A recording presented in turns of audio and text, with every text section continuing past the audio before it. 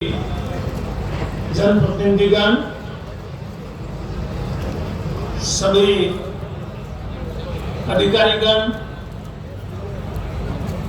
बालोतरा जिले के उपस्थित सभी प्रबुद्धजन, बुजुर्गों, नौजवान साथियों, भाइयों बहनों,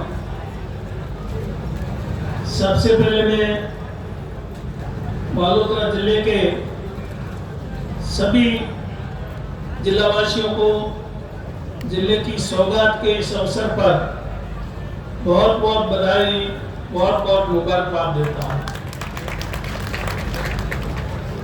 मैं मेरी ओर से और आप सब की ओर से माननीय मुख्यमंत्री जी का भी बहुत बहुत आभार प्रकट करता हूँ कि उन्होंने हमारे को ये सौगात दी। बाड़मेर जिला आज से काम करना शुरू कर देंगे।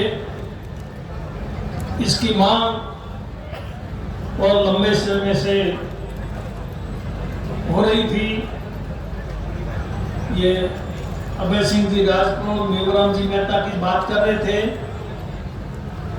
इनके साथ और भी बहुत सारे लोगों ने इस बात को उठाया था।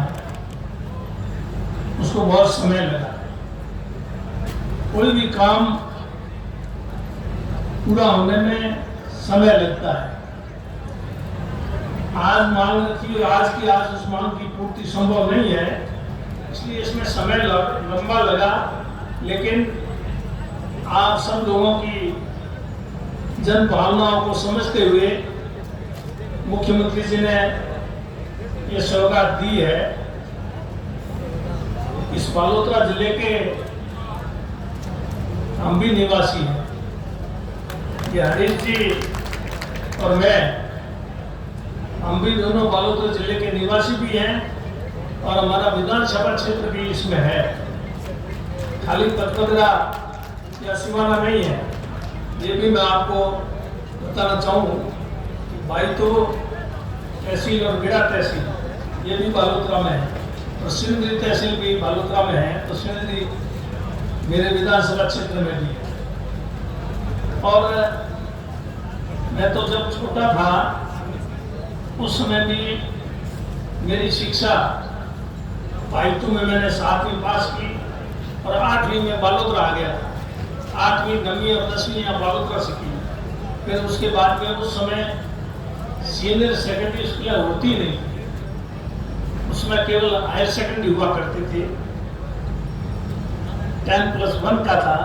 तो बालोतरा में जोधपुर इंस्टीट्यूट चला गया, वहाँ पीयूसी से पास की। उसके बाद में ग्रेजुएशन, फिर लॉ ग्रेजुएशन जोधपुर से। मेरी शिक्षा बाड़मेर से नहीं। मेरा तो बाड़मेर में 1973 में जब वकालत शुरू की तब जमा बाड़मेर में रहने का काम पड़ा। उससे पहले कभी बाड़मेर ठीक है आना जाना भलेगा हो, कभी कभार, वो भी कभी कभार। जब मैं पढ़ा भी नहीं वहाँ, तो पढ़ा यहाँ पर। उसके बाद में जोधपुर गया। तो इसलिए बालोतरा जिले का मेरे को भी आप पसंदीदा मान लें। आपके पड़ोस में या जाने वाला जो ग्राम पंचायत है, मेरा राजेश्वर गाँव बड़ा मूर्ति की घाटी, वहाँ का मैं रहने वाला हूँ। और बाईतू का भी माने आप, बाईतू भी बाड़मेर बालोतरा में है, बाड़मेर में नहीं रही, हम इसमें आगे।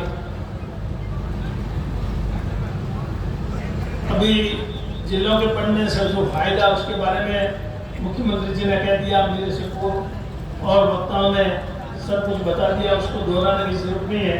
फायदा हुआ, जितनी छोटी इकाई होगी जनता को उतना ज्यादा लाभ होगा। आपको याद होगा 1980 में जब मैं पहली बार एमएलए बना था, उस समय हम जहाँ भी अधिकारियों के पास जाते, मंत्रियों के पास जाते, तो हम कोई स्कूल की बात करते, पीने के पानी की बात करते, पौधे की बात करते, कोई सब सेंटर कुछ भी बात करते, आंगनबाड़ी केंद्र की बात करते, तो वो मना कर देते। वो कहते आप कहाँ की बात करते, वो रिकॉर्ड देखते, सरकारी रिकॉर्ड। सरकारी रिकॉर्ड में जानियाना बोलता था। जानियाना में स्कूल तो है, आप जानियाना की तो बात नहीं कर रहे हो। उन्होंने पूछा ये स्कूल कहाँ खुलवाना चाहते हो? पहली बार मूर्ति डानिया प्राइमरी स्कूल खुलवाने की बात आई। उसमें अमराराम जी भी एमएलए थे, मैं भी था, हम दोनों साथ ही जाते थे उसमें, वो भी कांग्रेस से ही थे। तो अधिकारी कहते मूर्ति गाड़ी तो कोई है ही नहीं, आप कहाँ की बात कर रहे हो? हमने रिकॉर्ड देख लिया, इसलिए मूर्ति कोई गांव ही नहीं, स्कूल कैसे होगी? हो ही नहीं सकता। हमने कहा गांव तो जानियाना है, तो जानियाना को देखते, तो जानियाना में तो स्कूल है पहले से। मैंने कहा जानियाना में तो है, अब जानियाना से हमारी स्कूल गांव जो है मूर्ति जाने कितना किलोमीटर दूर है? ये तो थोड़ी इससे ज्यादा और बड़ी, जैसे ओडू गांव था, बहुत बड़ा लंबा 15-20 किलोमीटर में एक गांव, तो वो ना स्कूल खोले ना और कोई जो सुविधा जरूरत आम आदमी को जो सुविधा का लाभ मिल रहा है। तब उस समय हमने ये निर्णय करवाया सरकार से कि ये जो ढाणियाँ हैं जिनकी आबादी रेगिस्तान ट्राइबल के लिए 250 200 और बाकी के लिए 250, उनको गांव बना देंगे, ये फैसला सरकार ने। तो उसके बाद में जहाँ 200 की आबादी अपने रेगिस्तान में थी, उनको गांव बना दिया। प्रक्रिया उस समय शुरू हुई 1980 के बाद में। 1980 से पहले गांव बने तो उसकी आप सूची मुझे दे दें, मेरे तो जानकारी में नहीं, कहीं कोई बने होंगे, सेटलमेंट के टाइम में तो थे। तो नए गांव बनने से इतना फायदा हुआ, आप उसको समझे। अभी नए राजस्व गांव को सड़कों से जोड़ने की बजट में घोषणा हुई, इसी बजट में 23-24 में 250 से आबादी के ऊपर के जो गांव है जैसे ट्राइबल एरिया, बाकी में 3.5, उन सब गांवों को सड़क से जोड़ देंगे जो सड़क से वंचित है, जुड़े हुए नहीं है। उस घोषणा के तहत राजस्थान में सड़कें स्वीकृत हुई, बाड़मेर जिले में कितनी हुई और पूरे राजस्थान में कितनी हुई आपको पता है या नहीं है? 654 सड़कों की स्वीकृति निकली, और भी अलग अलग प्रोग्राम निकली है, एक स्वीकृति निकली 654, और 654 में बाड़मेर जिले को कितनी मिली बताओ? कितनी मिली? 600 सड़कें, और 54 सड़कें सिर्फ 32 जिलों को, 50 जिले में 33 जिलों की बात कर रहा हूँ। अभी तो बाड़मेर में भी 2 हो गए, इसमें बंटवारा होगा। तो 32 जिलों में 54 किलोमीटर 54 सड़कें, और एक अकेले जिले में 600 सड़कें। ये उन नए गांव बनने की वजह से हुई है, हमारी वजह से नहीं हुई। हमने कोई ज्यादा जोर लगा, हमारे कहने से कौन देखता है? उनको हम चाहे मांग करें तो उनको तो सबको देना पड़ता है। हम कह देते हैं हमको 600 देने पड़ेगी, बाकी तो छोड़ो कर देते हैं, ऐसा फैसला नहीं कर पाते। लेकिन घोषणा थी और गांव थे, करनी पड़ेगी घोषणा है, तो 600 सड़कें मिली। शायद पहले हिसाब नहीं लगाया होगा कि कहाँ कितने गांव है जो 250 से ऊपर के जुड़े हुए नहीं, उनको जोड़ना है। फिर पता पड़ा ये तो सगा लेके बाढ़ में, बाकी कुछ मिला ही नहीं। तो ये नए गांव बनाने की वजह से हुआ, नई पंचायतें बनी। नई पंचायतें बनने से ये फैसला हुआ कि हर पंचायत मुख्यालय पर सीनियर सेकेंडरी स्कूल खोलेंगे। सीनियर सेकेंडरी खोल के कई पंचायत मुख्यालय पर सीनियर सेकेंडरी मिडिल स्कूल थी नहीं, और सेकेंडरी तो बीच में से हटा दी, सीनियर सेकेंडरी स्थिति खोलते हैं। मिडिल थी नहीं, तो वहाँ प्राइमरी थी तो उसको मिडिल कर, प्राइमरी नहीं थी वहाँ प्राइमरी खोलती। कई पंचायत ऐसी वहाँ प्राइमरी भी नहीं थी, नई पंचायतें बनाई। तो इसलिए ये नई पंचायतें बनने से फायदा हुआ। पंचायत समितियाँ बनी नई, उसका भी फायदा हुआ कई तरह का। वहाँ कई तरह के ऑफिस खुल गए, बिजली का AN ऑफिस खुल गया, PWD का AN ऑफिस खुल गया, CBO ऑफिस खुल गया, DCMO ऑफिस खुल गया। हर तरह के ब्लॉक बनने से फायदा हुआ कि छोटे छोटे जो पंचायत समिति बनी उसका फायदा हुआ वहाँ पर। तो भी भारत सरकार से वो 2-2 करोड़ रुपए एक ब्लॉक में एक स्कूल को मिले, अपने ज्यादा ब्लॉक मिले तो ज्यादा स्कूलें आगे पूरे हिंदुस्तान में एक एक ब्लॉक में एक एक स्कूल के 2-2 करोड़ रुपए देने का फैसला हुआ। आपको ध्यान होगा ज्यादा ब्लॉक मिले तो ज्यादा स्कूलें बन गई, 2-2 करोड़ ज्यादा मिल गए। नहीं तो एक ही मिलता, मेरे पहले एक ही धोलमीना पंचायत समिति को एक स्कूल का ही मिलता, 4 पंचायत समिति 4 स्कूलों में मिल गया 2-2 करोड़। मेरे कहने का मतलब ये है कोई भी काम अपन ज्यादा प्राप्त करें, लाभ लेना चाहें तो उसके लिए अपने को एक दिशा में बढ़ना पड़ेगा, हमें ये पहले से भूमिका बनानी पड़ेगी। ऐसा करेंगे तो अपने को ये चीज मिल सकती है, ऐसा नहीं करेंगे तो अपने को ये चीज नहीं मिलेगी। मैं पिछली बार राजस्व मंत्री बना था, अनिल जी को सब पता है, मैं मौजूद है। बढ़ते ही मेरे पत्रकारों ने पूछा कि भाई आपकी प्राथमिकता क्या हो, राजस्व मंत्री बने हो तो आपकी प्राथमिकता बताओ। तो मैंने 2 बातें कही। मैंने कहा एक तो मैं ज्यादा से ज्यादा नए राजस्व गांव बनाऊंगा, एक मैं कहा ये रास्तों का जो कानून, रास्तों की बहुत समस्या किसानों की, ये बनाऊंगा। ये 2 बातें मैंने कही, मैंने कह दी। और राष्ट्र नए राजस्व गांव की फाइल में सचिवालय में रखा, कोई ऐसा प्रस्ताव आए हुए और पेंडिंग हो तो लाओ ताकि आज ही कर दें, श्री गणेश हो जाए।